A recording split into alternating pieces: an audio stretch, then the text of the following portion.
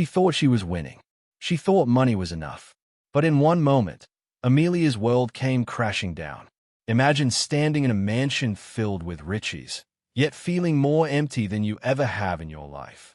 Betrayed by the man she thought she loved, abandoned by the lover she trusted, and watched with disgust by the family that never accepted her.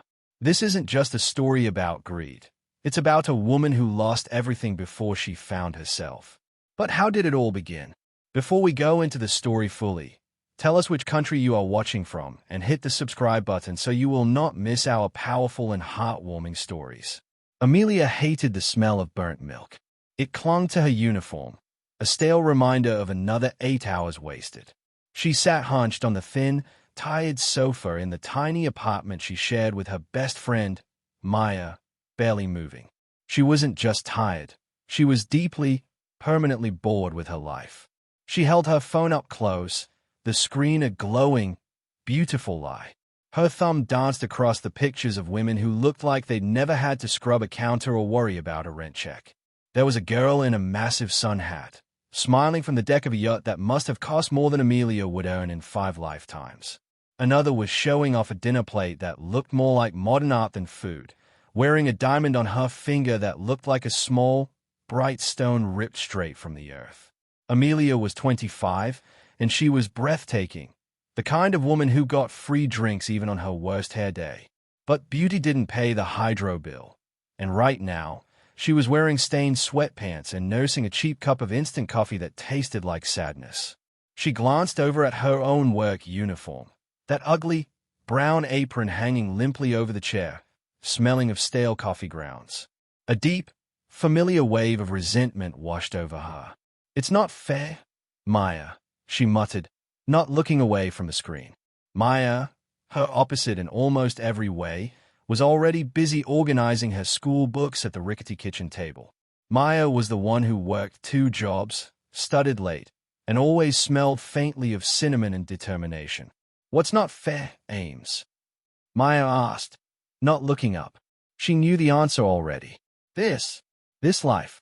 Amelia gestured vaguely around the small, cramped room. They were nestled in a part of the city. Maybe it was Brixton, or downtown Toronto, or even Brooklyn, that was close enough to the action to feel exciting, but too expensive to ever truly enjoy. Why do I have to spend the prime years of my life serving lattes to rude people while some girl I don't even know is getting paid just to look pretty on a boat? Maya sighed, closing a heavy finance textbook. She sat down next to Amelia, giving her a gentle nudge. "Because, Ames, that girl probably worked for it, or her parents did. That's just the way it goes. We work, we save, we build." Amelia rolled her eyes. Build what? A bigger pile of debt. This was the same argument they'd had for years. Amelia truly believed that hard work was a scam designed to keep beautiful people like her busy. She looked at her reflection in the dark phone screen beneath the pictures of champagne flutes. Her face was still perfect, but the light around her eyes was fading, replaced by the tired resignation of someone who clocks out at 5 p.m. "Look," Maya said, laughing gently as she always did, trying to lighten the mood. "You know what you need? You need a rich man to take care of you. Someone who thinks your coffee-stained uniform is charming, but won't let you wear it again." Maya had meant it as a joke, a silly wish spoken over cheap takeaway food. But the words hung in the air, heavy and solid. Amelia didn't laugh. She put the phone down, her eyes suddenly wide and clear.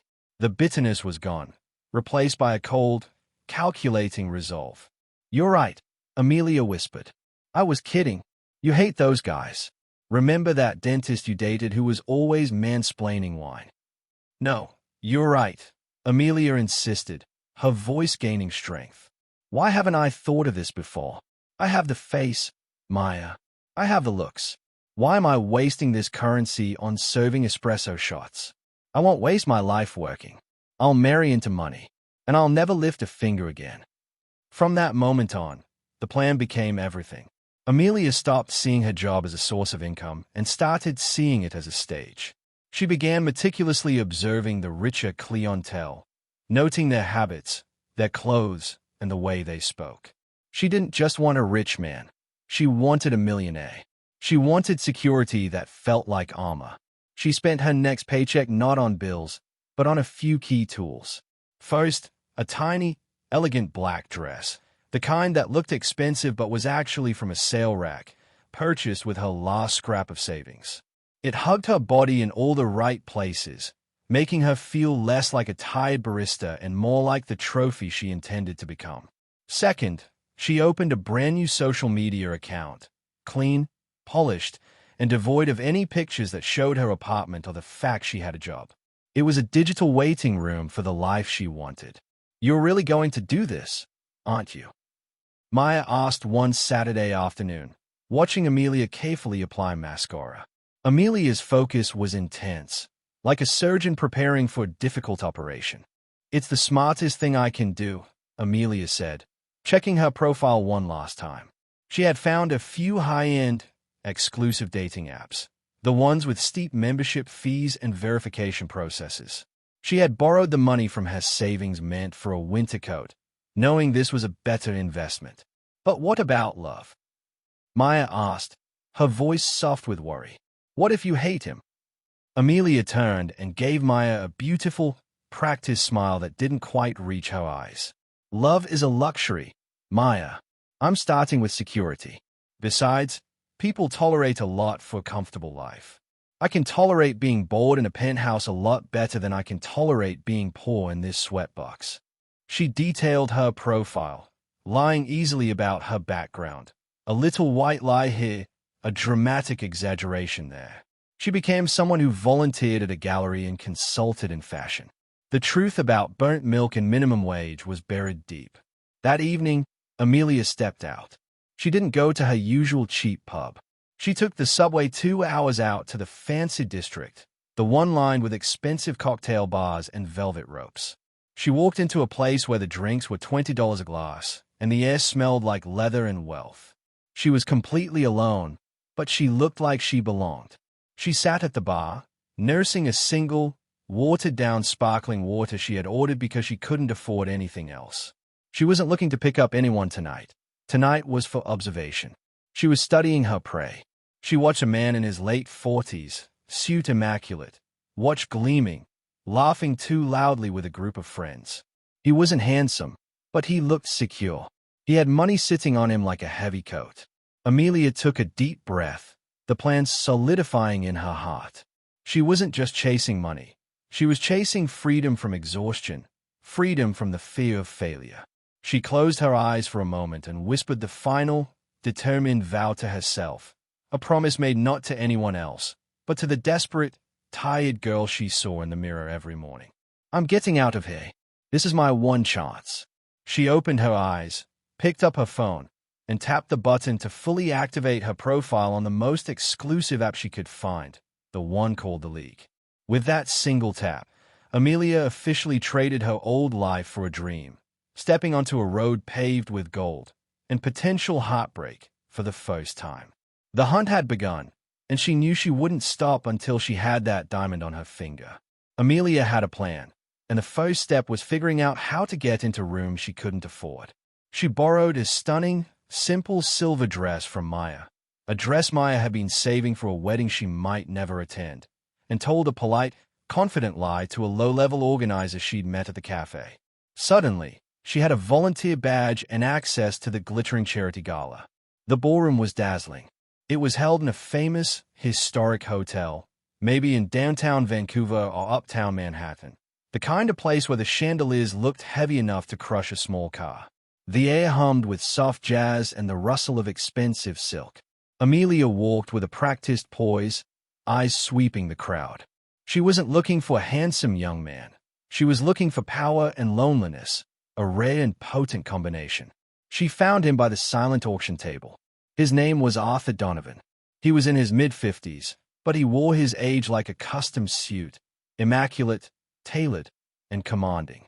His hair was silver at the temples, his suit dark, and his watch seemed to catch every light in the room, reflecting quiet, unquestionable wealth.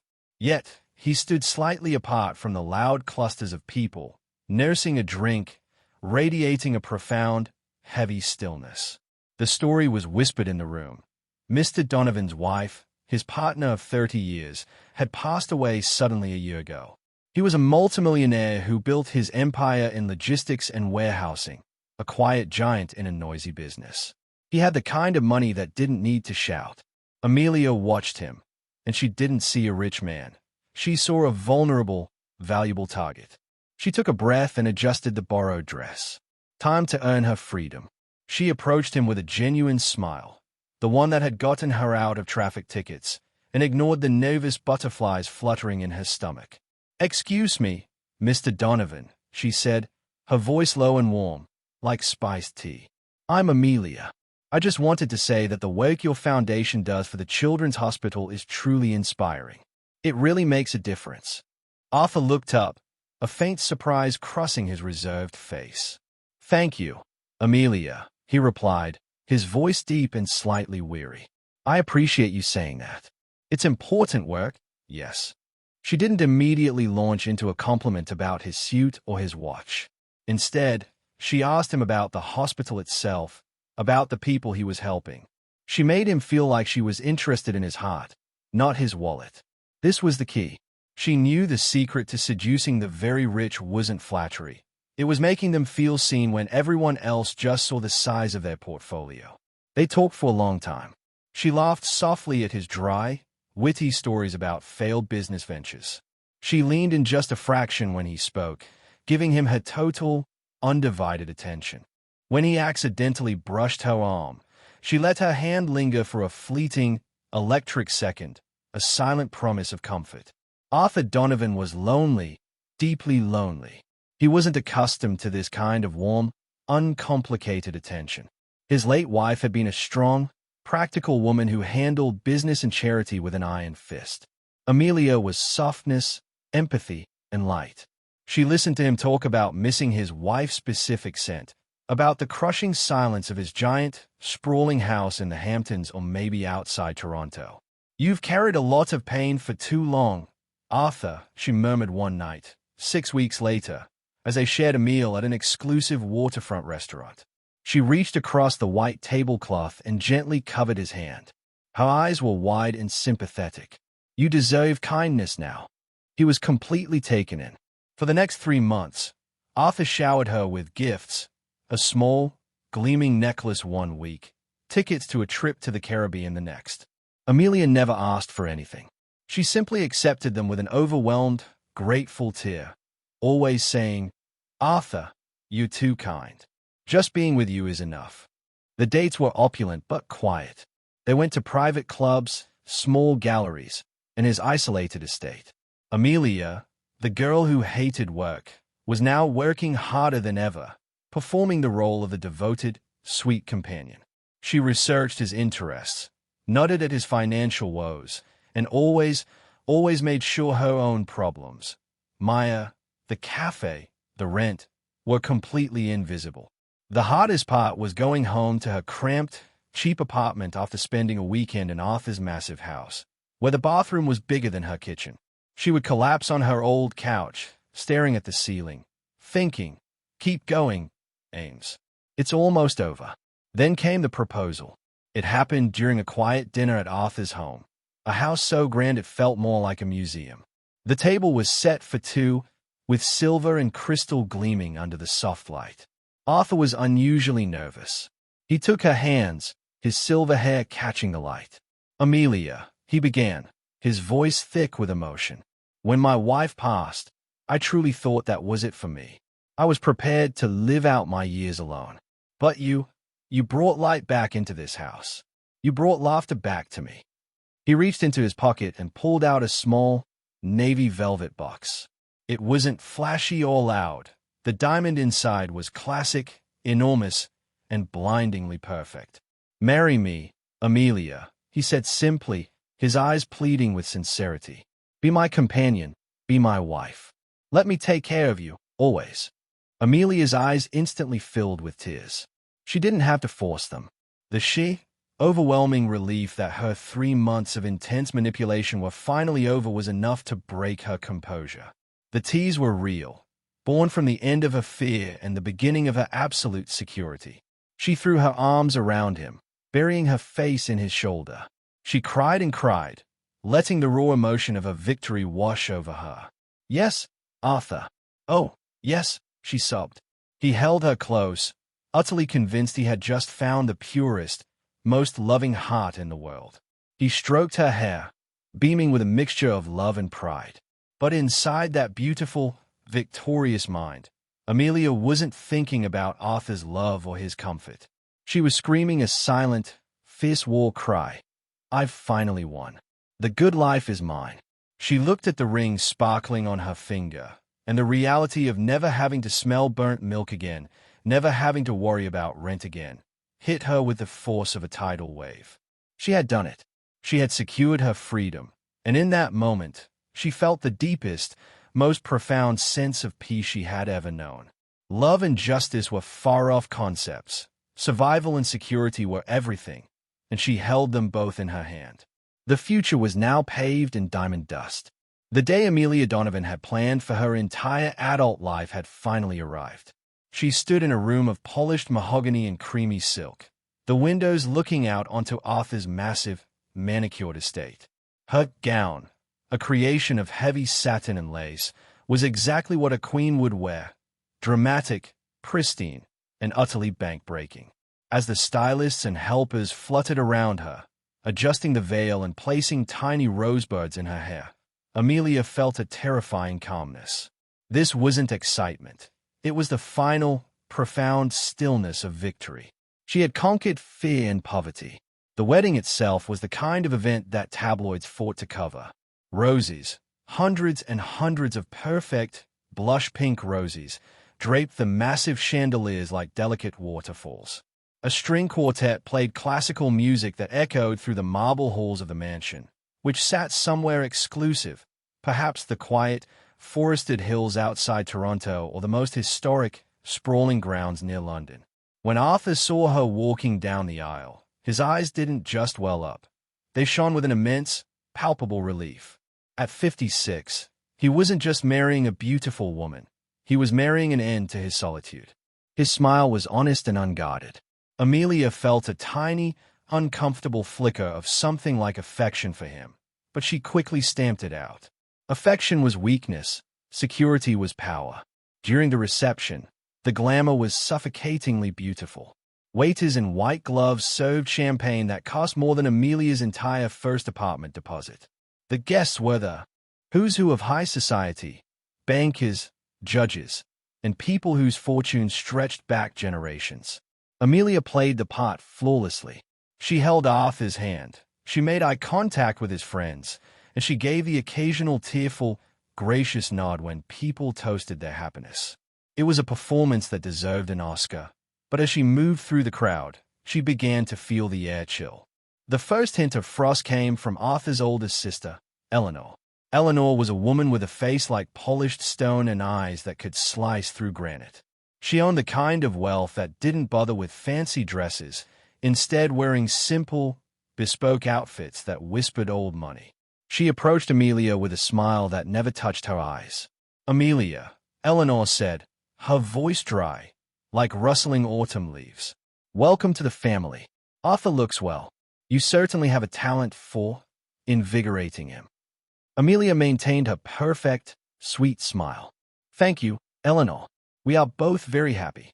"Yes, happiness is wonderful," Eleanor conceded, examining the diamond on Amelia's finger as if assessing its clarity under a microscope. "Though I must say, Arthur marrying someone so uncomplicated has certainly caused a stay. I suppose we were all rather expecting a few more years of mourning. But Arthur has always been impulsive." It wasn't a slight. It was a perfectly polished knife thrust. Eleanor hadn't called Amelia a gold digger. She had simply confirmed that everyone in the room thought it, and that Amelia's background was an insult to Arthur's prestige. Amelia excused herself, the glamour of the evening suddenly feeling heavy and suffocating. She walked toward the vast French doors, needing a moment to breathe. The party pulsed behind her, 1,000 eyes watching. She realized then that the life she had bought was not a golden cage. It was a crystal display case. She had traded the anonymity of poverty for the merciless visibility of wealth. She was Mrs. Donovan now, but she wasn't one of them. To them, she was simply the trophy wife who arrived too fast, too young, and too conveniently. She watched a pair of Arthur's business partners talking quietly, casting quick, dismissive glances her way. Their body language was clear. She won't last. The cold reception wasn't just Eleanor. It was the atmosphere of the entire room. The women were polite to her face, but their conversation always circled back to Arthur's late wife, subtly highlighting Amelia's absence from Arthur's history. They talk about traditions and legacy, two things Amelia knew nothing about and certainly couldn't buy. Later, as the guests began to thin out, Arthur found her near the grand staircase. He looked tired, but genuinely content. "Are you all right, my love?" he asked, taking her hand. "You look a little distant." Amelia instantly snapped back into her role. "Oh, darling, I'm overwhelmed. It's just so much beauty and so much kindness. I can hardly believe this is real." She pressed her face into his chest, inhaling the scent of his expensive cologne. Arthur hugged her tight, pleased and reassured. "It's real, Amelia. It's all real. And now, you're mine. We'll be happy here." Finally, they retreated to their honeymoon suite. It was a wing of the mansion itself, private and palatial. The room was draped in white orchids, and a bottle of impossibly old champagne sat chilling on ice.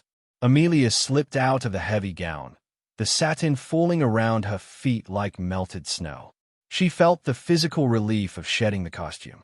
She walked to the enormous, curtained window and looked out over the darkened property, the vast lawns, the glittering pool house, the quiet woods stretching into the night. This was her kingdom now. She was Mrs. Arthur Donovan. She had the name, the ring, and the house. She had escaped the burnt milk and the grinding fatigue of her old life. The coldness she felt from Eleanor and the others was just noise, a minor inconvenience compared to the crushing weight of poverty she had just shed. She sat on the edge of the enormous, soft bed, pulling the massive diamond ring off her finger and holding it up to the faint light. It was cold, heavy, and brilliantly uncompromising. She turned it over and over. "They can think what they want," she thought, her resolve hardening like steel. "They can whisper all they like, but they can't take this away from me. I earned this life. I'm finally safe." She slipped the ring back on, the weight of the stone grounding her. She was a millionaire's wife, protected by walls of cash and influence. The journey had been difficult, the wedding reception chilling, but she had succeeded. She had traded her hard work for a different kind of hard work, the endless performance of being Mrs. Donovan, and the reward was absolute security. She would face the snobs and the critics. She would learn their rules and play their game, because the alternative was unthinkable. With a deep breath, Amelia settled onto the silken sheets, finally resting her body in her fiercely determined mind. Her fight was over. Her reign had begun. The honeymoon was short, sweet, and unbelievably luxurious, spent on an island Amelia had only ever dreamed about. But the true test of her new life began the moment the limousine pulled up to the house. She walked through the front door of the mansion, now her permanent home, and felt the immense weight of the marble and the money. She imagined her days stretched out before her, endless afternoons by the pool, designer shopping with no budget, and the blessed, beautiful silence of not having to set an alarm. This was the prize she had worked so hard to win. Amelia changed into a silk robe, poured a glass of chilled juice from the industrial-sized kitchen, and settled onto a velvet chaise lounge in the sunroom, ready for her new life of complete, blissful idleness. That's when Arthur Donovan found her. He wasn't in his weekend clothes. He was dressed in a sharp suit, though it was only 10 in the morning. He sat down opposite her, smiling gently, but his eyes had the hard, focused gleam of a man who was about to close a major business deal. "Good morning, my love," he said, his voice calm. He reached into the inner pocket of his jacket and pulled out a crisp, folded piece of paper. Amelia frowned. "What is that, darling?" "A stock report. Don't bore me with business just yet." Arthur's smile remained, but it didn't soften his expression. He unfolded the paper and slid it across the glass table toward her. "No, Amelia. These are the house rules," he said. Amelia's easygoing smile faltered. She picked up the sheet, her eyes skimming the neat, bulleted list. The Donovan household rules and expectations. Financial responsibility. There will be no reckless spending. All purchases over 5 figures must be discussed. My wife is a guardian of wealth, not a consumer of it. Family unity. We will host and attend weekly family dinners with my sister, Eleanor, and her family. My wife will coordinate the menu and ensure the evening runs smoothly. The foundation. You will take over my late wife's official role as vice chair of the Donovan Foundation for Youth. This requires 3 full days a week in the office, handling meetings and public relations. Legacy and image. You will represent the Donovan name with dignity at all times. This means attending scheduled charity galas and society events, fully researched and prepared. Amelia felt the blood drain from her face. Her breathing hitched. This wasn't a list, it was a job description. A 5-day-week commitment that sounded harder than serving coffee. Rules, she asked, her voice tight, suddenly brittle. She looked up at him, her beautiful eyes wide with shock and betrayal. Arthur, I didn't marry you to follow rules. I married you to enjoy this life. I thought this meant freedom. The gentle look vanished completely from Arthur's face, replaced by a deep, authoritative frown. He leaned forward, his elbows resting on his knees, his entire posture radiating firm, quiet power. Amelia, this isn't just about money. Any woman can spend money. My wife must stand for something, he said, the seriousness of his tone chilling her to the bone. My late wife built this foundation alongside me. The Donovan name is known for commerce, yes, but also for commitment. You bear that name now. He paused, letting his words sink in. You said you found my charity work inspiring. Now, you will do the inspiring work. This is the cost of entry to this life, Amelia. This house, the security, the prestige, it is all predicated on the idea that my wife is a responsible partner, not merely a decoration. The silence that followed was heavy and unforgiving. Amelia looked from the paper to Arthur's unyielding face. The perfect, easy escape she had planned had just evaporated. She had replaced the simple, physical fatigue of the cafe with the crushing, psychological demands of high society. The game hadn't ended, it had just changed levels, and the difficulty was cranked up to maximum. Later that afternoon, Amelia retreated to the giant walk-in closet attached to the master suite. It was a room dedicated solely to clothes, shoes, and accessories, a space of staggering luxury. She sank onto a silk-upholstered bench, surrounded by the untouchable promise of opulence. She felt a wave of despair. I have to deal with Eleanor every week. I have to go to an office 3 days a week. I am trapped. She realized Arthur hadn't been looking for a wife to dote on. He had been looking for a replacement vice chair and a social anchor. He had used her beauty and her performance just as ruthlessly as she had used his loneliness and wealth. There were 2 players who had successfully tricked each other. For a long moment, Amelia wanted to throw the nearest designer handbag across the room and scream.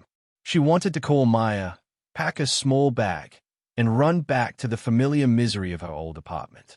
But then, she looked down at her hands. They weren't chapped from washing coffee cups anymore.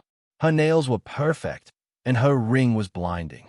She closed her eyes and remembered the grinding humiliation of that cheap, stained uniform, the constant terror of late rent, the way her old boss used to talk down to her.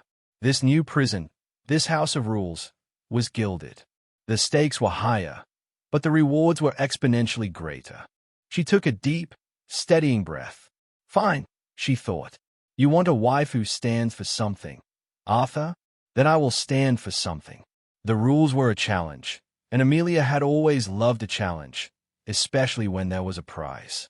She had meticulously learned the language of love and empathy to secure the ring. She could certainly learn the language of philanthropy and responsibility to secure her peace. She was smart, she was determined, and now she had access to resources. She stood up, walking over to a large mirror framed in gold. She looked at her reflection, the newly married, disillusioned Mrs. Donovan. She straightened her spine, a flicker of her old ambition returning, fiercer this time. She wouldn't just follow the rules, she would master them. She would be so good at being Arthur's wife that no one, not even Eleanor, would ever be able to question her place here. This wasn't the free ride she wanted, but it was a better fight. She had traded fighting for survival for fighting for prestige.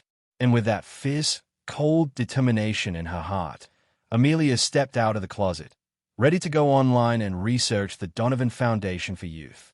The lazy girl was gone. A new, far more dangerous kind of worker had just clocked in. The rules had not brought peace to Amelia. They had brought suspicion. She wasn't just annoyed by the paperwork and the charity meetings. She was deeply uneasy. Arthur's polite firmness and his expectation that she should stand for something felt too strategic. She suspected there was a bigger plan she hadn't uncovered yet. One night, the massive mansion was silent, draped in the heavy, quiet velvet of the dark.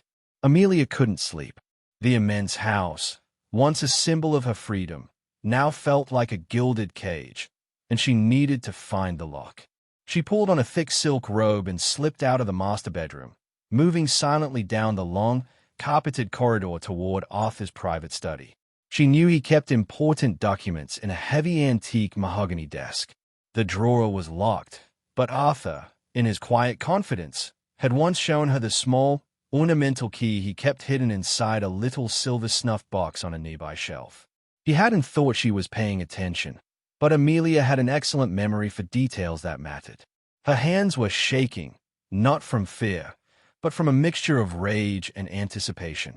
She inserted the key, turned it, and the lock clicked open with a tiny sound that echoed deafeningly in the silence. Inside, the drawer smelled faintly of leather and old paper. Beneath tax documents and old photos, she found what she was looking for, a thick stack of legal-sized paper, held together by a sturdy clip. The prenuptial agreement. Amelia pulled it out, her heart hammering against her ribs like a trapped bird. She moved over to the desk lamp, pulling the heavy curtains shut so no light would escape outside. She settled in Arthur's massive leather chair, the glow of the lamp illuminating the terrifying legalese. She skimmed past the obvious parts, the distribution of his assets, the general stipulations. She was looking for the trap, and she found it buried deep within Section 4, under contingency clauses. Her eyes widened in horror and disbelief. The clauses weren't just standard legal protection. They were a roadmap for her forced servitude. The conditions stipulated that the bulk of the inheritance, including the houses and a significant portion of his fluid wealth, would only be transferred if Amelia successfully fulfilled all of the following. Maintain a satisfactory public image as vice chair of the foundation for a minimum of 5 years. Satisfactory to be determined by a 3-person board, including Eleanor. Remain legally married to Arthur for a minimum period of 7 full years. Produce clear, measurable results in the foundation's key initiatives, subject to an annual review. Amelia's mind reeled. 7 years. And she had to keep Eleanor happy, and she had to actually work for it. This wasn't a marriage. It was a 7-year contract with a performance review. If she failed any of these conditions, she would receive only a small, fixed yearly stipend, enough to keep her comfortable, but certainly not enough to secure the multimillionaire lifestyle she craved. The lazy girl was gone, replaced by a searing, white-hot fury. She hadn't just been tricked, she had been mocked. Arthur had watched her carefully rehearsed performance, accepted her lie, and then countered it with a lie of his own, the illusion of a free ride. She stayed up the rest of the night, rereading the contract until the clauses were burned into her memory. When the first streaks of dawn touched the eastern windows, Amelia folded the document, put the key back in the snuff box, and silently vowed to herself that this was the last time she would ever feel this powerless. She waited in the dining room the next morning, nursing a cup of black coffee. When Arthur entered, looking impeccable and completely at ease, Amelia didn't wait for pleasantries. She slammed the stack of legal papers onto the table between them. 7 years, Arthur, and I have to pass Eleanor's inspection. Her voice was low and trembling with contained aggression. You didn't just marry me, you hired me. And you didn't tell me the conditions of the contract. Arthur didn't flinch. He didn't deny it or get angry. He simply sat down, pouring himself coffee as if they were discussing the morning news. His calmness was the most infuriating thing of all. I was aware that you were marrying me for my money, Amelia, he said evenly, his voice devoid of judgment, but heavy with finality. I'm not an idiot. I knew the life you came from, and I knew your intentions. Amelia scoffed, tears of rage springing to her eyes. And you didn't think I deserved honesty. Honesty is a luxury, my dear. Arthur countered gently, meeting her furious gaze. You wanted security without effort. I wanted a wife who would uphold the Donovan name and, yes, continue my late wife's legacy. I believe that anyone who is entrusted with my fortune should prove they are worthy of it. If you want my fortune, Amelia, he repeated the line like a judge giving a final ruling, you'll need to earn it. Amelia's jaw tightened so hard she thought her teeth would crack. The words hung in the air. Own it. This wasn't part of her plan. She wasn't supposed to be an owner. She was supposed to be a getter. She had calculated every move perfectly, only to discover she was playing a game of chess against a grandmaster who had seen her opening move before she even made it. But the anger that initially overwhelmed her suddenly twisted into a cold, diamond-hard resolve. Arthur had challenged her. He had assumed that because she was lazy, she was also stupid. Amelia gathered her dignity, the fear of losing the fortune suddenly greater than her rage. She wouldn't lose.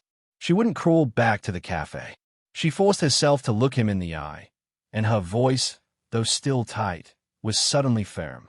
Fine, she said, pushing the prenup back across the table. You want results. You want measurable success at the foundation. You want 7 years of the perfect Mrs. Donovan. You'll get it. She stood up, her whole body radiating a renewed, fierce ambition. She wouldn't play his game. She would beat him at his own game. She wouldn't earn the money for him. She would earn it for herself, as a victory over his assumption that she was incapable. She walked away from the table, not toward the shops or the pool, but straight toward the office Arthur had set up for her, the office connected to the Donovan Foundation for Youth. Arthur watched her go, a small, subtle flicker of something that looked like respect finally crossing his reserved face. He hadn't broken her. He had just given her a new kind of purpose. Amelia had traded passive greed for active ambition.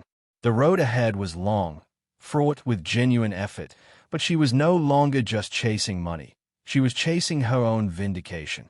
The realization that her new life was not a vacation had been a shock, but the discovery of the 7-year prenup contract was a fire. Now, Amelia faced the daily, grinding war with Arthur's children, and this was the hardest challenge yet. Arthur Donovan had 2 grown children. Marcus, the oldest, who was in his early 30s and worked in a seemingly non-essential capacity at one of his father's holding companies, and Sophia, a sharp, highly educated woman in her late 20s who had the same cold, assessing eyes as her Aunt Eleanor. Their hostility wasn't loud or dramatic. It was a constant, low-grade psychological warfare waged over crystal wine glasses and heirloom silver. The worst of it was the mandated weekly family dinners. The dining room was massive, the table a gleaming, silent expanse of polished walnut. Arthur sat at the head, often tired from his long work week, genuinely happy to have his family gathered. Amelia sat next to him, ready to perform the role of the devoted, new wife. One evening, Amelia spoke up about a difficult meeting she had at the Donovan Foundation for Youth, talking about new outreach programs in underserved communities, work she was, surprisingly, starting to find compelling. Marcus paused, a perfectly cut steak knife held mid-air. Well, Amelia, he drawled, his tone thick with condescension. It sounds dreadfully complex. Are you sure you understand the fiduciary responsibilities of those contracts? It's not quite like managing a table full of $10 bills, is it? Amelia felt the sting of the insult, a brutal reminder of her past cafe job. She wanted to fire back, but she remembered the 7-year clock ticking on the prenup. She had to be the perfect Mrs. Donovan. She met his gaze with a serene smile. It is complex, Marcus. That's why I've hired a brilliant new analyst to help streamline the budget. It turns out, there was quite a bit of waste in the old system.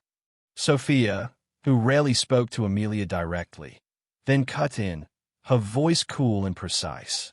Speaking of waste, Father, have you finalized the changes to the estate trust? I only ask because with the recent developments, We want to ensure everything remains completely airtight against any unfortunate misinterpretations down the line. The implication was clear. Amelia was the unfortunate development, and they were working to ensure she couldn't steal their birthright. Arthur, often distracted, just waved a hand. "It's fine, Sophia. Everything is being handled. Amelia is family now." But to Amelia, their conversations were a chorus of fear. They would discuss family history she wasn't part of, mention legal documents she hadn't seen, and deliberately switch languages when they wanted to lock her out of a private comment, sometimes slipping into French or rapid-fire legal jargon they knew she couldn't follow. The rivalry grew darker outside the dining room. Amelia often found a new office at the foundation had been subtly reorganized, with files she needed moved or locked away. One afternoon, while Arthur was traveling, she tried to access his private office to look for an old foundation report, only to find the high-tech lock code had been suddenly changed. Later, Arthur's longtime housekeeper, a stern woman named Mrs. Jennings, pulled Amelia aside with a troubled expression. "Mrs. Donovan, forgive me for speaking out of turn," Mrs. Jennings whispered, wringing her hands. "But Marcus was asking me very pointedly about your spending habits, and Sophia was asking about your phone calls. They are saying you are plotting to isolate Mr. Donovan from the family." The word plotting hit Amelia like a physical blow. Her fake smile fractured for the first time. They weren't just being rude. They were actively laying the groundwork to discredit her, painting her as a malicious gold digger who was poisoning their father against them. That night, lying alone in the vast master bedroom, Amelia felt the crippling terror return. The prenup was a 7-year sentence, but the children could turn Arthur against her in 7 minutes if they planted enough doubt. They were his blood. She was just a beautiful, convenient stranger. Her previous plan, the calculated performance of the perfect wife, suddenly felt flimsy. She was relying entirely on Arthur's trust, a trust that was constantly being poisoned by his own children. What if they convince him to cut me out? What if they find a loophole to break the prenup? The thought sent a jolt of panic through her.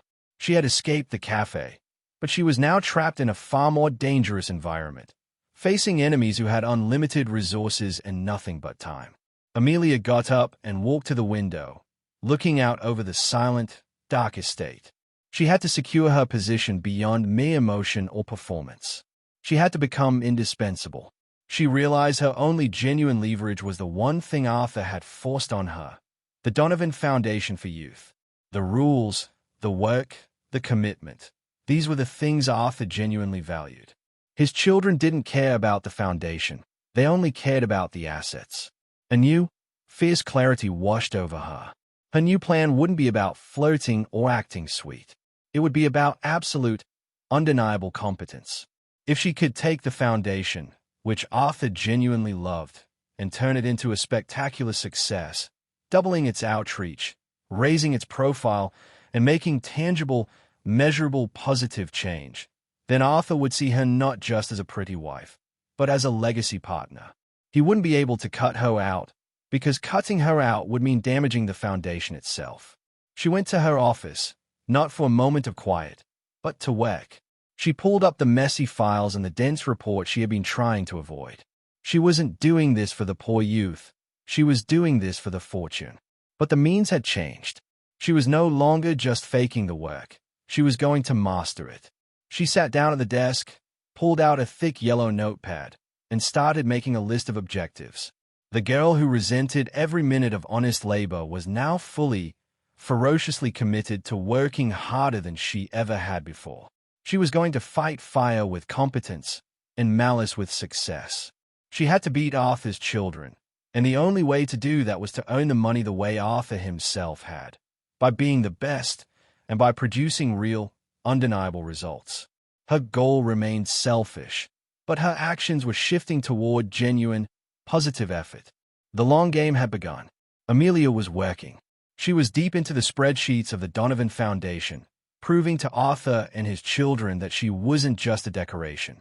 The work was demanding, but it kept her mind off the Cold War at the dinner table.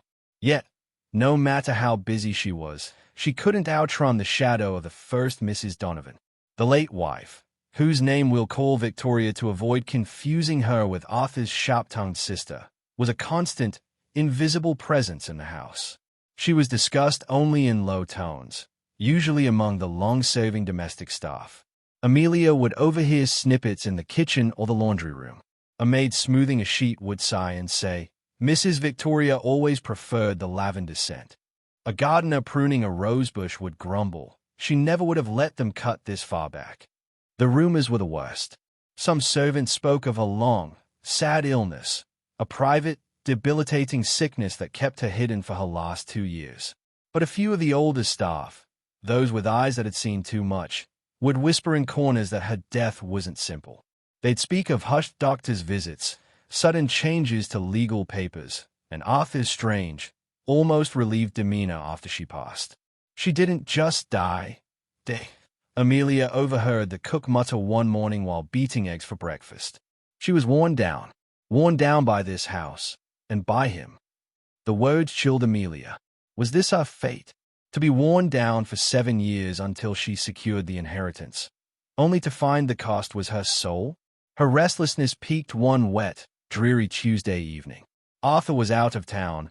Marcus and Sophia were doing whatever wealthy, entitled children do, and the house felt vast and empty. Driven by a desperate need to know what kind of woman she was replacing, Amelia began to explore. She found the locked wing tucked away on the 3rd floor, a narrow, discreet hallway that Mrs. Jennings always rushed past during house tours. The door was heavy, old, and sealed with a simple, silver key left in a dusty bowl on a high shelf.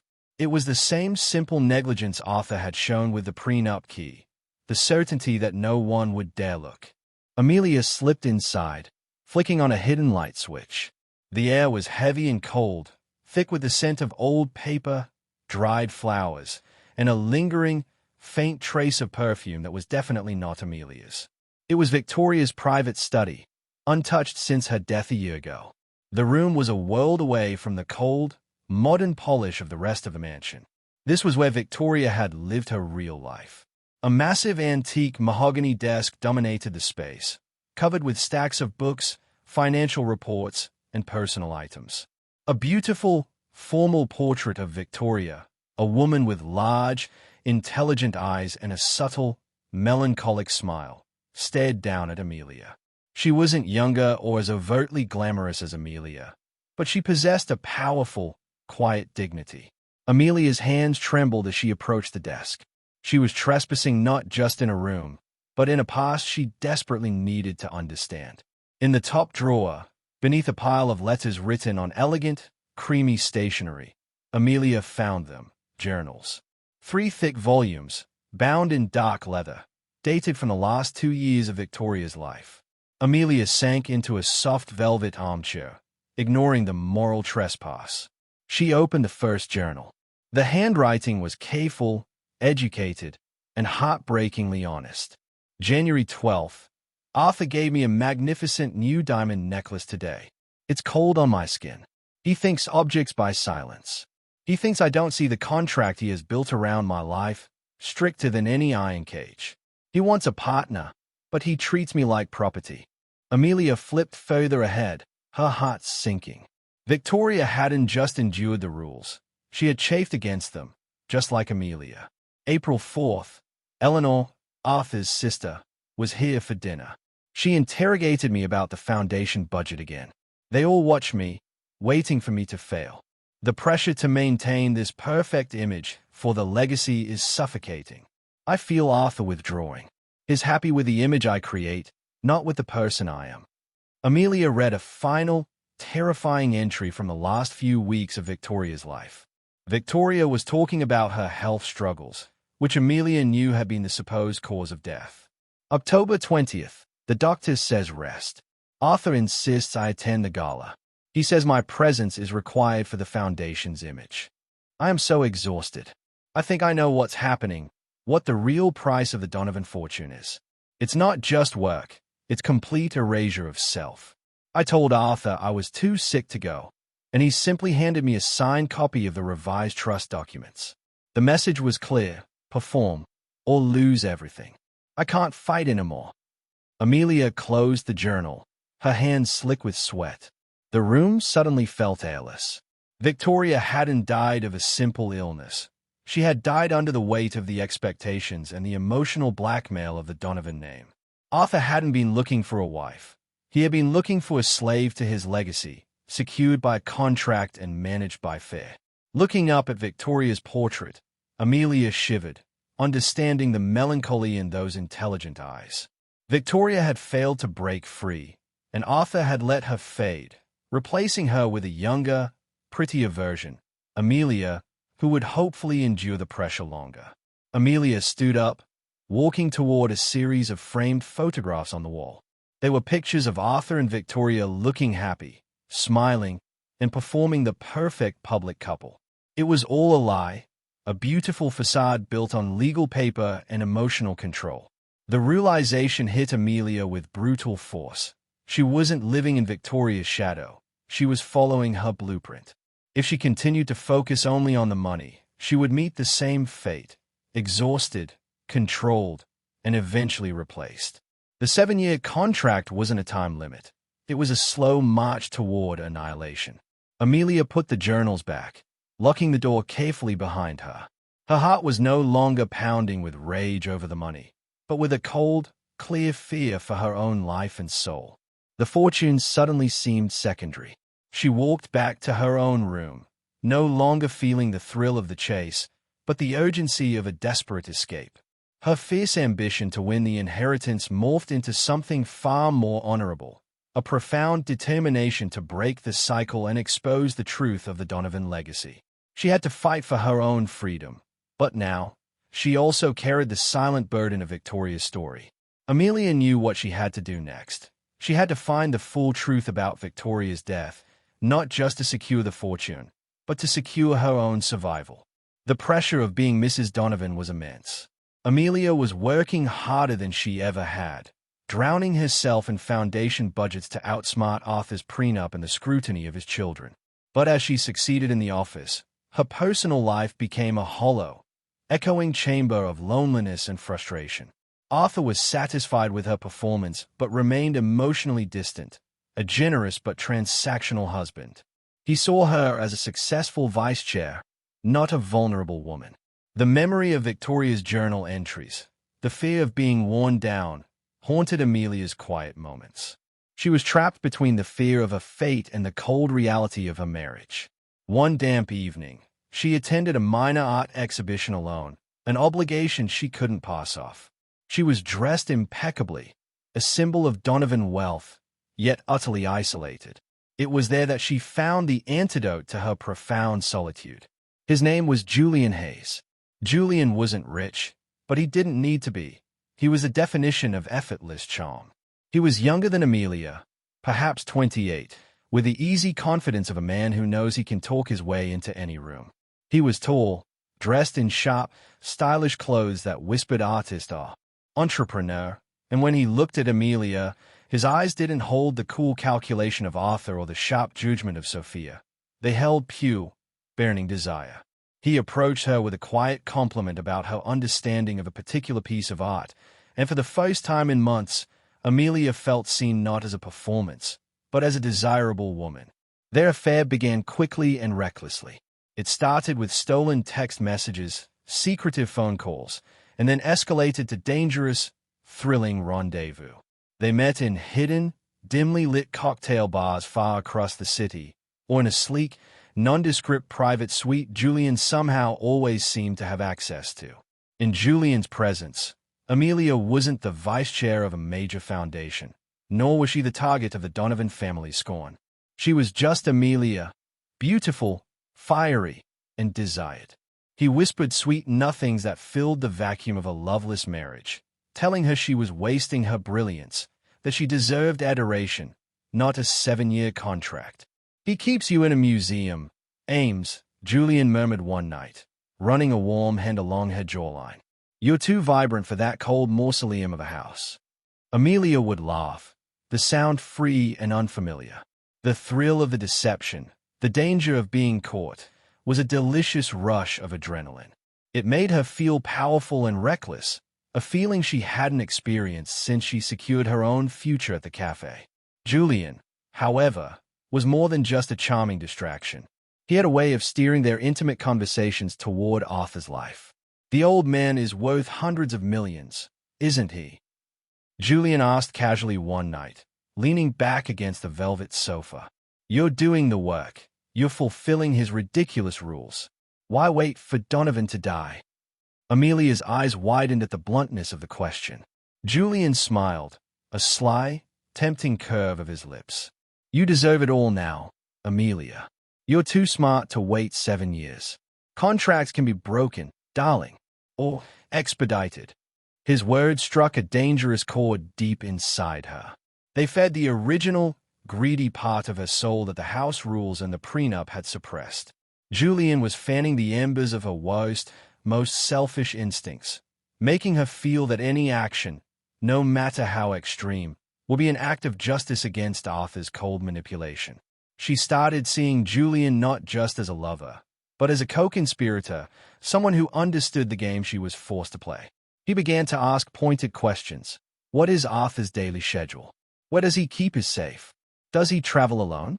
Amelia was so consumed by the feeling of being wanted and the promise of immediate wealth that she barely registered the sinister edge to his curiosity. One afternoon, Julian grew serious.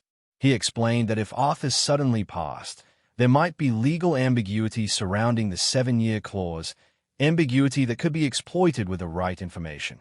He suggested Amelia simply gather information about Arthur's private routines, just in case. For leverage, he insisted. Amelia agreed, feeling a cold knot of fear mixed with excitement settle in her stomach. She was crossing a line she had never intended to cross, but the children's hostility and the chilling specter of Victoria's broken spirit told her that waiting 7 years might be the greatest risk of all. As she drove back to the mansion that night, slipping back into the role of the devoted Mrs. Donovan, the memory of Julian's intense gaze and his dangerous whispers clung to her. She felt like she was floating on a cloud of desire, but a tiny, critical voice in the back of her mind screamed a warning. Julian was too smooth. He was too interested in the details of Arthur's wealth and life. Amelia paused in the quiet hall of a massive home, her high heels sinking silently into the plush carpet. She had sought comfort and found a new, terrifying game. Little did Amelia know, Julian had his own ruthless agenda. He wasn't just fanning her greed, he was using it. She was so focused on beating Arthur's prenup that she failed to see the subtle, predatory trap he was setting. But in that moment of solitude, standing alone in the mansion, Amelia caught her breath. She might be walking into a trap, but she was still the smart girl who had fought her way out of poverty. She looked at her reflection, tired, reckless, but fiercely resilient. She resolved that she would use this affair, just as she used her marriage, to gain the advantage. She would play Julian, just as he intended to play her. She would trust no one, and she would survive this, no matter the cost. Her fear was immense, but her determination to win and claim her freedom was greater still. The reckless affair with Julian had become Amelia's dangerous, guilty secret, a distraction from the chilling realities of the mansion. Yet, the real distraction, the one that ultimately saved her, was the work itself. Arthur Donovan was testing her. He wasn't just waiting for her to fail. He was actively pushing her to succeed. The House Rules, Chapter 4, and the Prenup, Chapter 5, had been the contract. This was the field test. He started small, but quickly escalated the responsibilities. The first big challenge was overseeing the entire annual Donovan Foundation Cornerstone Gala. This wasn't a cocktail party. It was the charity event of the year, raising millions, attended by the city's most influential people, including Arthur's critical sister, Eleanor. Amelia initially floundered. The logistics alone were nightmarish. She had to manage caterers, coordinate security, wrangle temperamental artists, and, worst of all, deal with arrogant, high-profile donors who saw her as little more than a decorative assistant. There were days she wanted to quit so badly she physically ached. She missed the simple, low-stakes misery of the cafe. Her frustration boiled over in a spectacular, private meltdown in her expansive, silent walk-in closet. "This is not what I signed up for," she whispered furiously to a row of designer shoes, wanting to smash something. I married him to stop working. The old lazy girl, the one who resented every minute of effort, fought viciously against the ambitious woman the prenup had created. But then, Arthur gave her a deadline for a critical foundation project that involved buying and renovating a piece of property in a high-risk area. He looked at her not with love, but with pure, strategic expectation. This requires genuine commitment, Amelia, he stated, his voice even. It requires you to go to the site, negotiate with local builders, and deal with the bureaucratic mess. If you fail to secure this property by the end of the month, the entire project collapses and the foundation loses a significant grant. Show me you are capable of holding up the Donovan legacy. That word, legacy, did it. It wasn't the money that moved her this time. It was the challenge and the memory of Victoria's exhausted face in the journal. Victoria had been worn down by the expectations. Amelia swore she wouldn't be. She threw herself into the task. She realized that the people she was dealing with, the tough builders, the skeptical zoning officials, responded not to her beauty, but to her preparation. She spent late nights at her office desk, far away from Julian's dangerous whispers and Arthur's cold proximity. She learned to read architectural blueprints. She memorized local zoning codes, and she taught herself basic negotiation tactics. She stopped seeing the foundation staff as servants and started seeing them as resources. She made mistakes. She alienated a major donor by misstating a financial metric, and Arthur had to swoop in to mitigate the damage. He didn't yell. He just gave her a quiet, disappointed look that hurt more than any shouting would have. The breakthrough came 2 weeks later. She walked onto the property site, not in a fragile designer suit, but in jeans and a blazer, armed with a fully costed proposal. The lead contractor, a huge, gruff man named Clive, initially dismissed her. Amelia looked him straight in the eye and didn't raise her voice.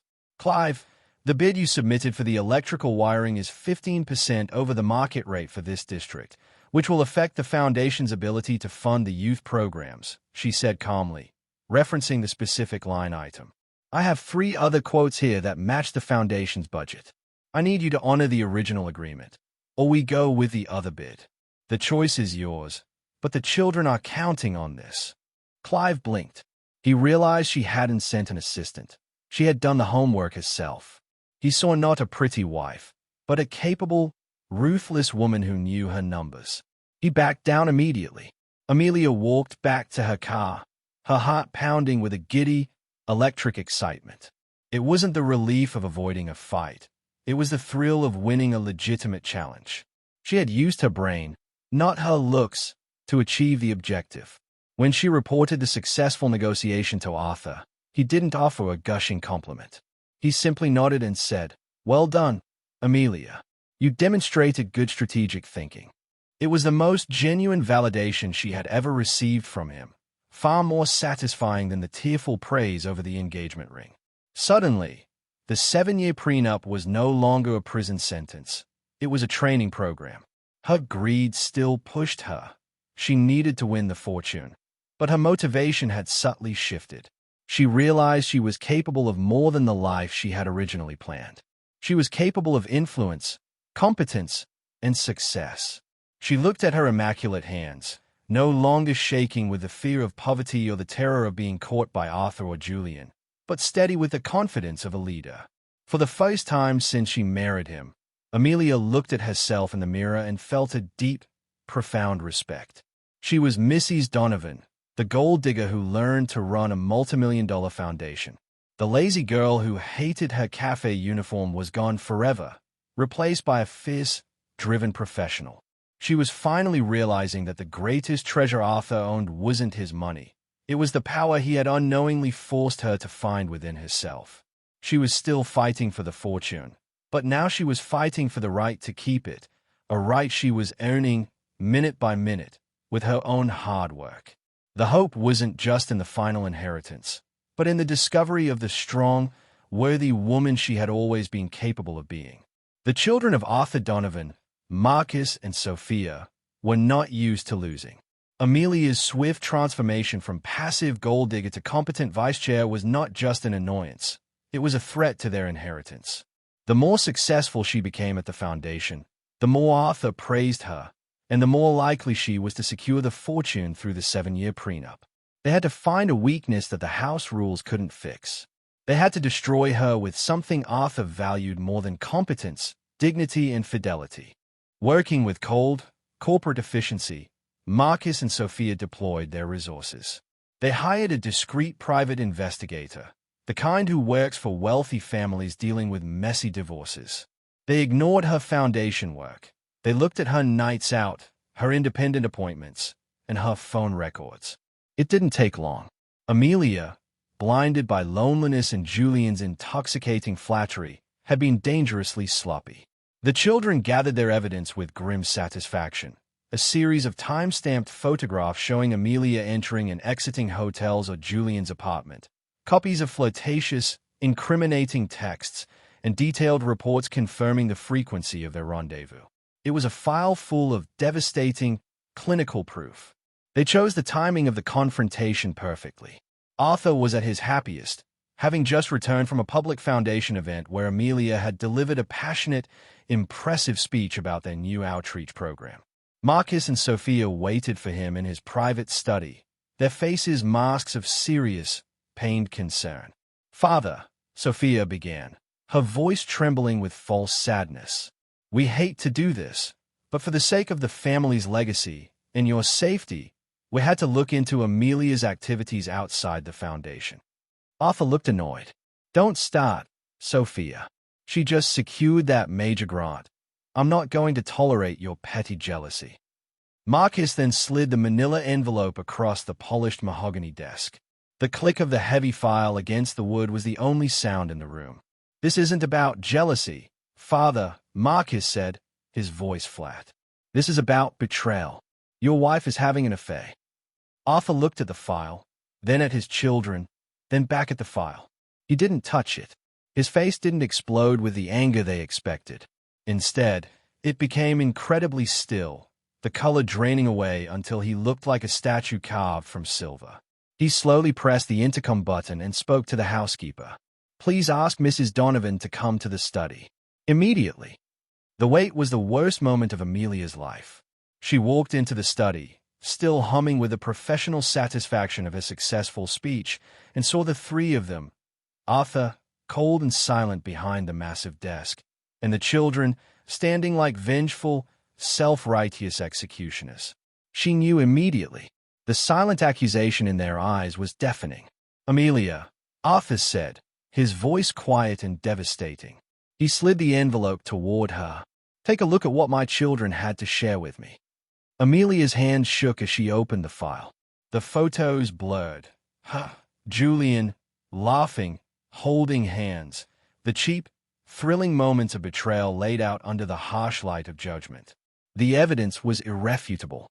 She felt the sudden, dizzying panic of the cornered. "Arthur, I can explain," she stammered, her voice thin and reedy. "Explain what, Amelia?" Arthur didn't shout. His voice was filled with a profound, aching disappointment that burned far deeper than anger. "Explain the hotel records. Explain why you risked my family's name, the foundation's reputation, and everything I gave you for this." He gestured dismissively at the pictures of Julian. "I was lonely," she whispered, the raw truth escaping her lips. "You were never truly present. I needed." Arthur cut her off, rising slowly to his feet. He looked down at her, not with the calculating gaze of the businessman, but with the broken heart of a man who had trusted someone, only to be fooled again. "You wanted money, Amelia. I knew that. We had a contract. I gave you a path to earn every single dollar, to secure your freedom and your future by becoming worthy of the Donovan name. I gave you purpose.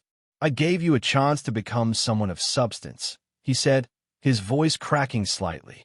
"And you repaid that chance with cheap secrets and reckless dishonesty." He paused, the silence stretching tautly between them. "Is this what you think marriage is? Is this what you think honesty is? Was all that brilliant work at the foundation just another lie? Was it all just another performance?" Amelia couldn't speak. The ground truly crumbled beneath her. In that agonizing moment, She realized her affair with Julian hadn't been about love or even lust. It had been an act of self-sabotage, a foolish rebellion against the hard-won maturity of the last few months. She hadn't just betrayed Arthur. She had cheapened the honest work she had done, proving Marcus and Sophia right. The fortune she craved seemed to slip further away, dissolving into smoke. She knew what came next. Divorce, an ironclad enforcement of the prenup's failure clauses, and a lonely return to a life worse than the cafe. Arthur looked utterly defeated. "You may leave my study, Amelia. I need time to decide what comes next. But know this, you have lost more than money today. You have lost my trust." Amelia stumbled out of the study, the triumphant, cold stares of Marcus and Sophia burning into her back. She retreated to the master bathroom, the opulent space suddenly feeling like a prison cell. She locked the door and sank onto the floor, pulling her knees to her chest. She had nothing left. Julian had used her to find information. The children had ruined her, and Arthur would cast her out.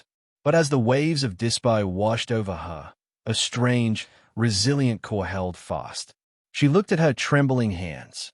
They were the same hands that had just successfully negotiated a major property deal and organized a $1 million charity event.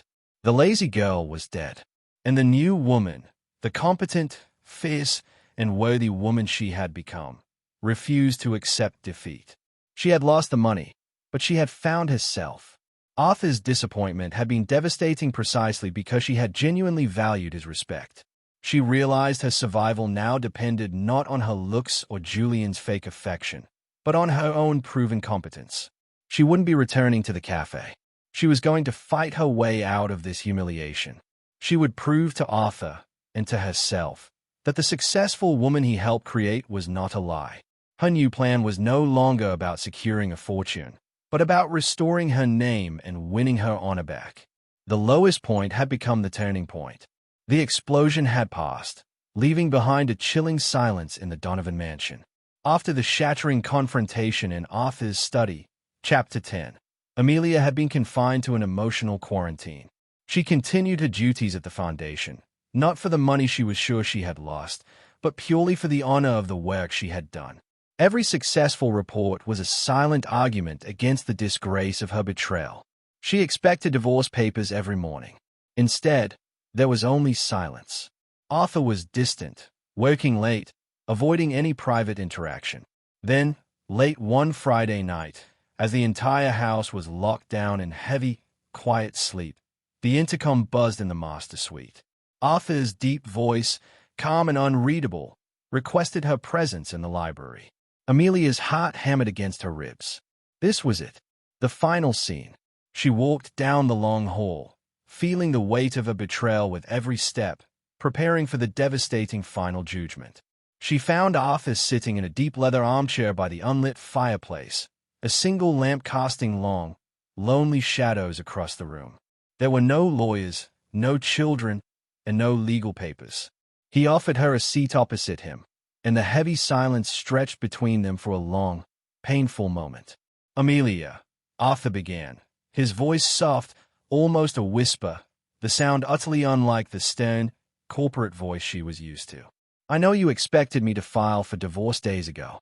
"I did," Amelia managed, her voice barely audible. She didn't offer an excuse for the affair.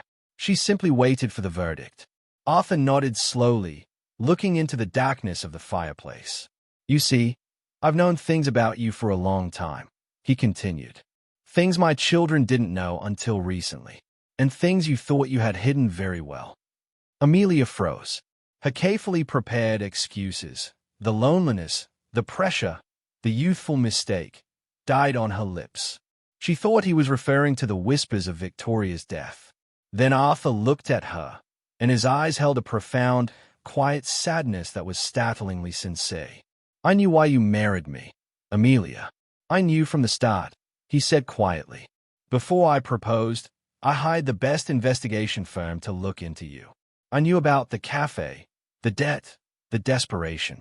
I knew your friend Maya's joke about marrying a millionaire wasn't a joke to you."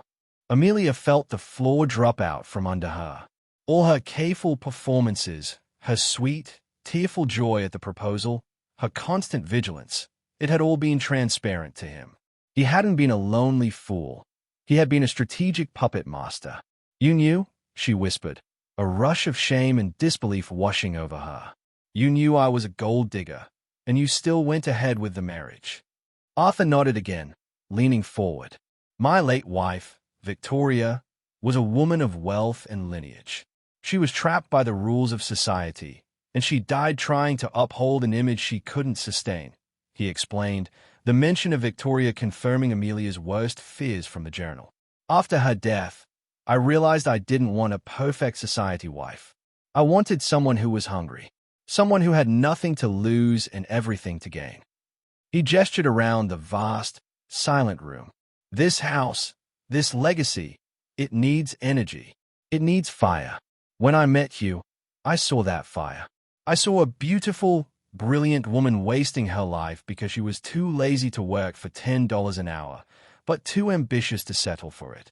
His words pierced her, not with pain, but with a shocking clarity. "I didn't structure the prenup and the rules to trap you, Amelia. I structured them as a test.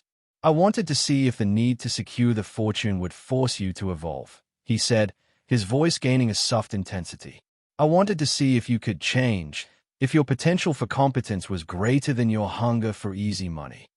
He paused, and the room was silent save for the rapid beat of Amelia's heart. "And you did change, Amelia. You rose to every challenge. You mastered the foundation. You handled the children. You brought me the highest donor retention rate in 5 years. You became the woman I needed, the partner I was trying to create." He looked her straight in the eye, and for the first time, Amelia saw past the cold businessman persona. There was a strange, undeniable warmth in his eyes, a flicker of admiration, and perhaps something close to respect and affection. "Then you destroyed it with Julian," Arthur finished, his voice dropping slightly. "You betrayed my trust in your honor. That hurt me more than your initial lie, because I had begun to believe in the woman you had become." Amelia finally found her voice, not for an excuse, but for the truth that had blossomed in the last few months. "The work wasn't a lie, Arthur," she insisted, tears finally welling in her eyes, tears of shame for the affair but of fierce pride for her success.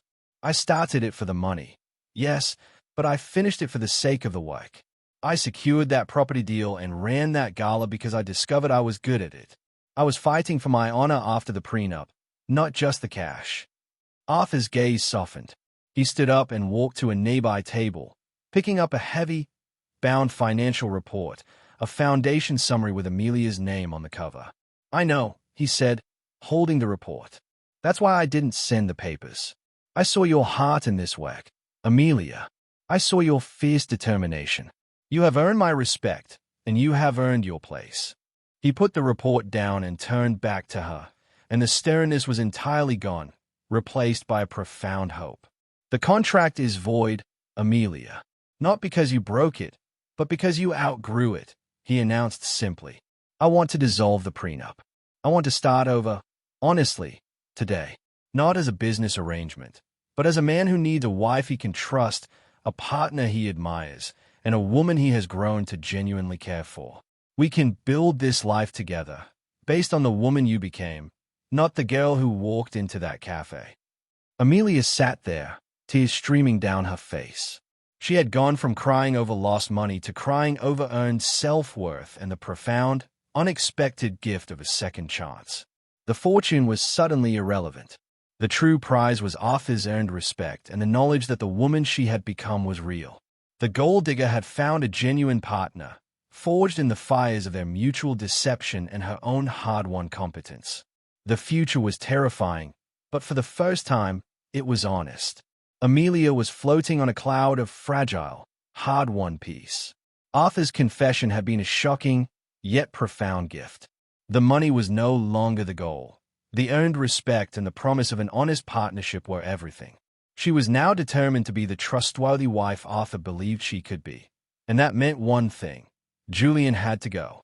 She arranged to meet Julian at a sleek, neutral hotel lounge downtown, a place just public enough to feel safe, but discreet enough for a secret goodbye. Amelia arrived feeling a mixture of guilt and resolve. She planned to give him a generous, final check to end the affair cleanly and definitively. Julian arrived late, looking more charming and handsome than ever, but his eyes held an unnerving, predatory excitement. "Darling, you look tense," he purred, taking her hand and kissing the back of it with a familiarity that now made Amelia sick. Amelia pulled her hand away. "Julian, I need to be straightforward. This has to end. Arthur and I, we are rebuilding our marriage honestly. I can't see you anymore." "Hey."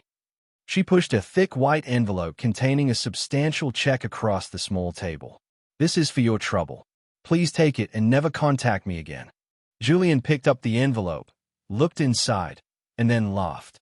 It wasn't the gentle, seductive laugh she knew. It was a harsh, cynical sound that scraped across her nerves. "A payoff," he sneered, tossing the envelope onto the table. "Amelia, I don't want your pocket change. You think I risked setting up camp in this city for 6 months just for a couple of cheap rendezvous and a few $1,000s?" Amelia's blood ran cold. "What are you talking about?" Julian leaned closer, and his voice dropped to a conspiratorial, menacing tone that stripped away every layer of his charm. He was no longer a lover. He was a shark in a perfectly tailored suit. "I'm talking about Arthur Donovan's entire fortune, darling. I'm not a lover, Amelia. I'm a con man. You were just the beautiful, resentful key I needed to unlock the safe."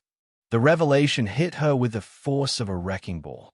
The sweet words, the intense desire, the interest in Arthur's schedule, it was all a calculated performance. She had been used, played, and discarded. "Your little affair wasn't just a secret fling," Julian continued, relishing her shock. "It was a security breach. You were so busy weeping about your loneliness and plotting against your husband, you practically handed me his key codes and his travel logistics. I have every little detail you shared about his habits, his study, and his most vulnerable moments, all archived." Amelia finally understood the true nature of his questions. He wasn't fanning her greed. He was mining her knowledge to facilitate a much larger robbery, maybe even worse. Her fear was palpable, but so was her overwhelming shame. Julian pushed forward with his demands. "Arthur may have forgiven your infidelity, but I highly doubt he'll forgive you for conspiring to give a professional thief access to his empire. So here's the deal, Mrs. Donovan. I walk away now, and I never use the information you gave me. But it's going to cost you $10 million in cash, transferred from a private account tomorrow. You get the money from Arthur. Tell him it's an investment." Amelia stared at him, truly seeing the monster she had let into her life. Her betrayal of Arthur in Chapter 10 had been a reckless mistake. This was a deliberate, violent threat to her entire future. "I won't do it, Julian," she stated, her voice shaking but firm. "I won't steal from Arthur." Julian laughed again, the sound devoid of warmth. "Oh, you'll steal, Amelia. Because if I don't get the cash, I'll take a different route. I'll go to Arthur's children, or maybe the police, with the evidence. I won't just expose the affair. I'll accuse you of actively plotting his downfall, of being my partner in crime. I'll make sure that 7-year prenup gets shredded, and you'll go from a millionaire's wife to a national headline. Gold digger conspired to ruin husband." Amelia felt the betrayal shatter her. For the first time, she wasn't thinking about losing the money, or even the house. She was thinking about losing the honest respect Arthur had just given her, and the precious, fragile dignity she had earned through her hard work at the foundation. She had faced the scorn of the family and the chilling specter of the first wife, but this external threat, built entirely on her own stupidity, made her feel truly vulnerable. She stood up, her body trembling with fury and raw fear. Julian was a genuine threat to her survival, and she knew he was ruthless enough to follow through. She had been a pawn, manipulated by her own weakness and greed. But as she walked away from the table, a familiar, ice-cold resolve clicked into place. The old, lazy girl would have run or tried to pay him off. The new Amelia, the competent woman who ran a multi-million-dollar foundation, knew exactly what to do. She couldn't steal the money. She wouldn't be bullied by a con man. She had to fight him with the only weapon that mattered, truth and strategy. She knew that if she went to Arthur now, she risked everything. But keeping Julian's threat a secret would destroy their new trust anyway. The heartbreak of being played turned into a powerful, protective urge. She was not just protecting herself anymore.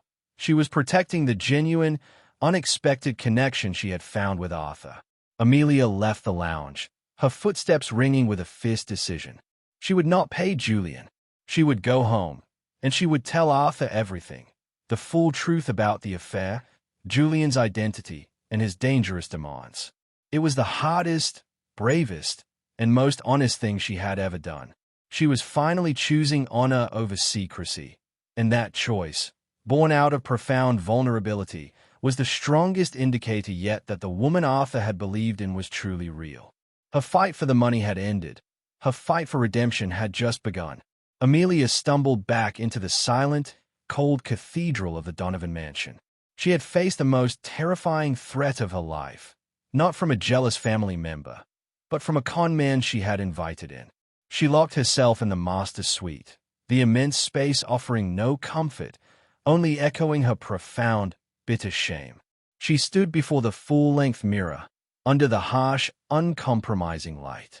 She stared at her reflection, seeing past the expensive clothes and the enormous diamond on her finger. What she saw was a broken woman, but more devastatingly, she saw the fool she had become.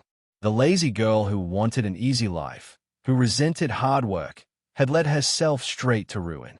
She reviewed her choices like a judge presiding over her own failed life. Her original plan had been simple: marry rich, stop working. That desire for effortless wealth was the original sin. It was that same desperate, reckless greed that had made her blind to Arthur's sincerity. It had made her deaf to the lessons of Victoria's tragic end. And worst of all, it was that single, selfish desire that Julian had used as bait, hooking her and reeling her into a dangerous, humiliating trap. I wasn't a gold digger, she realized, the shame choking her. I was a cheap pawn. I was so arrogant in my pursuit of money that I became completely stupid.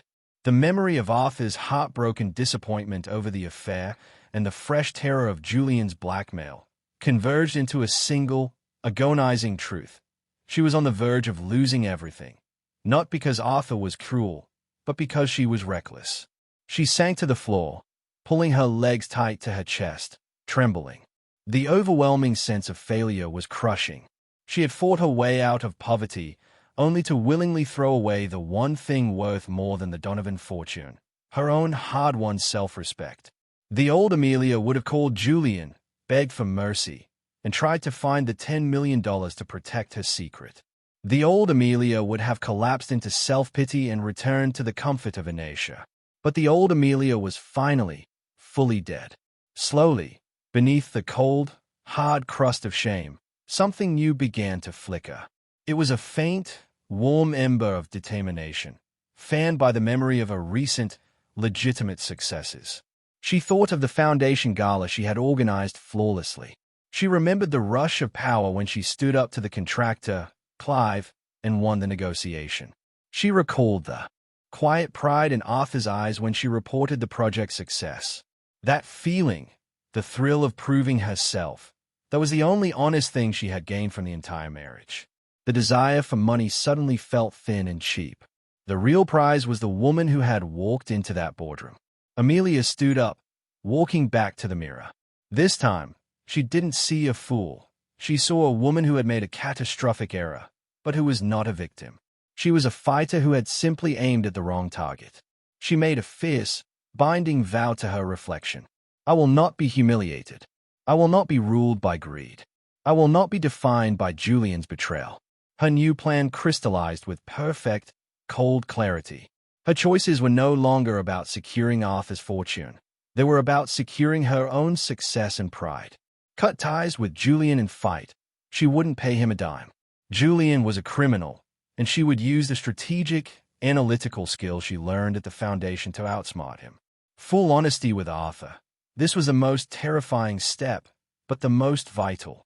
She had to confess everything: the affair, the blackmail, the full extent of her reckless stupidity, and trust the genuine respect he had confessed in Chapter 11. If he threw her out, she would accept it, knowing she had honored the woman she had become. prove her worth. She would keep working. She would succeed at the foundation not for the money, but to prove to Arthur, the children, and most importantly, herself, that the gold digger was gone, replaced by a reliable, honorable partner. This shift was her true awakening. Amelia was no longer fighting for luxury. She was fighting for vindication. She was fighting for the right to be seen as the capable, courageous woman she had unknowingly created over the last few months. With a final, deep breath, she walked out of the suite. Her steps were slow, but every ounce of the old, weary resentment was gone, replaced by the energized, terrifying clarity of purpose. She was heading straight for Arthur's study, ready to confess the final, humiliating truth. She was trading the certainty of shame for the slim, beautiful possibility of redemption. For the first time, Amelia's heart was guided not by selfishness, but by honor. Amelia's confession of the full truth, the affair with Julian, his identity as a conman, and the blackmail threat, had been the hardest, most humiliating moment of her life. But when she finished, waiting for the inevitable hammer to fall, Arthur simply looked at her, his eyes filled with a sad understanding. "Thank you, Amelia," he had said quietly, "for the truth. That is what I needed." Before they could fully process the fragility of their new, honest partnership, the external world intervened. Julian's con wasn't just about money. It was about information. He had already sold key proprietary data and security protocols to one of Arthur's oldest, most ruthless business rivals, a corporate predator named Mr. Sterling. The crisis hit with the speed of a tidal wave. Arthur's empire faced an aggressive, multi-pronged hostile takeover attempt, a carefully coordinated attack designed to crash his stock and seize his major assets. Arthur was devastated. Having already been betrayed by his new wife and his vulnerability exploited by a conman, the corporate assault was almost too much to bear. He sat in his study, the room littered with financial reports and urgent calls, paralyzed by a mixture of shock and exhaustion. That's when Amelia shocked everyone. She didn't panic. She didn't run. She looked at the mountain of crisis data and saw not chaos, but a complex problem, one that demanded the strategic mind she had honed at the foundation. The fear of being blackmailed had hardened into an impenetrable shield of resolve. "Arthur," she said, placing a calm, steady hand on his shoulder. "Mr. Sterling is attacking your weakest flank, the supply chain logistics. I have already analyzed the foundation's real estate portfolio. We can liquidate the non-essential properties for fast cash to stabilize the stock. Let me handle the negotiations with the regional banks. I know how to talk their language." Arthur, seeing the fiery, composed competence in her eyes, the woman he had been trying to create, nodded mutely. For the first time, he handed her the reins without a second thought, not as a test, but as a lifeline. Amelia's transformation into a force was breathtaking. She called an emergency meeting, her voice sharp and authoritative. Marcus and Sophia watched in utter disbelief as Amelia walked into the corporate boardroom, a territory she had never been allowed to enter, and took charge. She was armed with spreadsheets, legal briefs, and a clarity of thought none of the veteran executives could match. The children were forced to work under her direction. "Sophia, I need you to run point on the legal injunctions to delay the stock drop," Amelia commanded, her tone brooking no argument. "Marcus, you know the contacts in the shipping sector. You need to secure emergency freight contracts immediately, regardless of cost. We are bleeding. Move." They obeyed. They had no choice. They recognized competence when they saw it, even if it was coming from the mouth of the woman they loathed.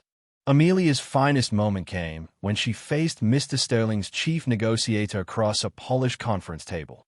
The man was arrogant, banking on Arthur's known exhaustion and Amelia's perceived weakness. "Mrs. Donovan," the negotiator smirked, "we can make this easier. Just advise your husband to surrender the logistics division, and we will offer you a generous severance for your trouble." Amelia met his gaze, her posture rigid with professionalism. She wasn't negotiating for money. She was fighting for her husband's legacy and her own hard-won honor. "Mr. Sterling's offer is noted," Amelia said, her voice clear and strong. "But as you know, Every piece of data Julian Hayes provided to you was stolen after hours.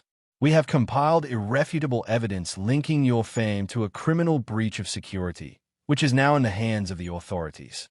You want the logistics division? You will have to fight us in court for the next decade, while simultaneously defending against corporate espionage charges. We are prepared to lose everything to ruin you. Now, tell me, is your hostile takeover worth a decade in a courtroom, or would you prefer a clean exit? The negotiator blinked. He had expected a flighty gold digger. He was facing a formidable strategist who understood the price of war. By morning, Mr. Sterling backed down, settling for a fraction of the assets he planned to seize, defeated by the woman he had underestimated. The crisis was averted, the empire was stabilized, and the final threat from Julian had been neutralized when Amelia, with Arthur's full support, turned over all the evidence of his blackmail to the authorities. The mansion finally felt like home. Arthur stood with Amelia on the wide balcony late one evening. The city lights sparkled below, no longer a symbol of inaccessible luxury, but of the volatile, thrilling world they now shared. "You saved the company, Amelia," Arthur said simply, his voice thick with a mixture of love and pride. "You saved me. You are a force." He reached for her hand, placing a kiss on the back of it. The diamond ring still glittered, but Amelia barely noticed it. She looked at her own hands, which were now capable of so much more than pouring coffee or accepting gifts. She looked at the city, understanding its mechanisms, its risks, and its rewards. "I understand the price now, Arthur," Amelia said quietly, leaning her head against his shoulder. "I used to dream of money without work. I thought the money was the prize. But the money is just the responsibility. The work, the fight, that's the true reward. It made me worthy of this life." Amelia's life would never be the same. She wasn't a gold digger who got lucky. She was a self-made woman who had found her power in a place she never expected, in the demands of a strategic, honest partnership. She had earned her place, secured her future, and discovered that the greatest fortune was the competence, courage, and pride she now carried within herself. The contract was gone, the lies were over, and their true, hard-won love was finally free to begin. And that is the incredible story of Amelia's transformation. Her journey took her from seeking easy money to realizing her full potential, and she found true love in the process. Amelia was no longer the lazy girl who schemed her way into a fortune. She had been tested, broken, betrayed, and transformed. The diamonds and mansions no longer mattered. What mattered was that she had finally found her worth in the one place she never looked before, within herself. And as her reflection stared back at her, Amelia realized the real fortune was not money at all. It was who she had become. If this story touched you, drop a comment telling us what city you're watching from. And don't forget to like, subscribe, and hit that notification bell so you never miss more stories like this.